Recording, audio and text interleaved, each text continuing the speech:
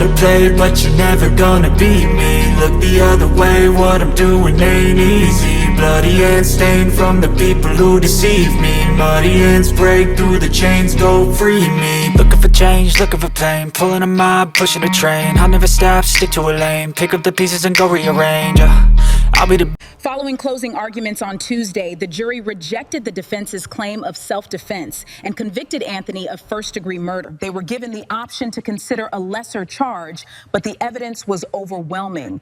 Upon hearing the verdict, Anthony broke down in tears in the courtroom, and his bond was immediately revoked. He was remanded into the custody of the Collin County Sheriff's Office. Both the prosecution and the defense were allotted 35 minutes to make their final cases to the jury before they were sent to deliberate.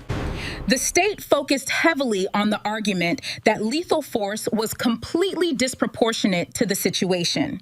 Prosecutors argued that Anthony intentionally provoked the conflict by entering the Memorial High School team tent during a rain delay.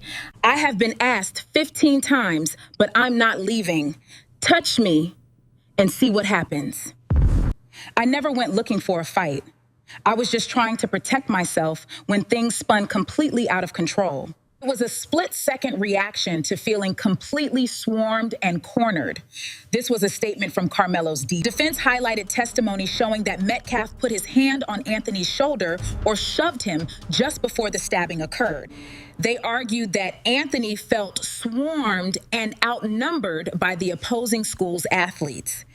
Howard challenged the credibility of the state's eyewitnesses, pointing out to the jury that every student who testified affirmed that Anthony, the sole aggressor in the incident, was indeed from Memorial High School, Metcalf's school.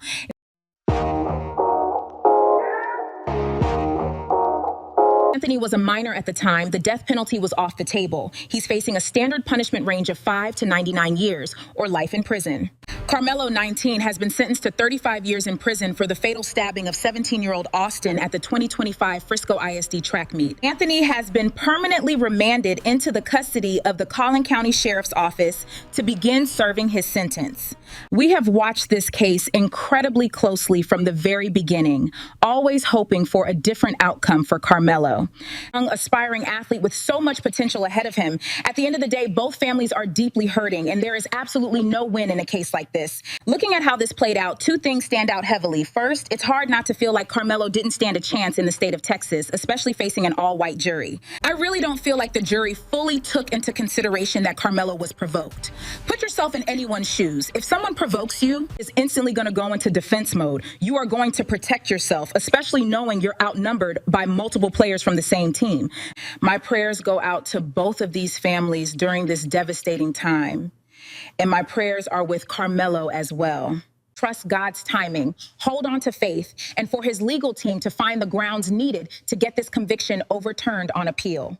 But I want to know where you guys stand on this. What are your thoughts on the sentence? Let me know, drop them in the comments below, and let's talk about it. Thank you for watching. Like, comment, share, subscribe.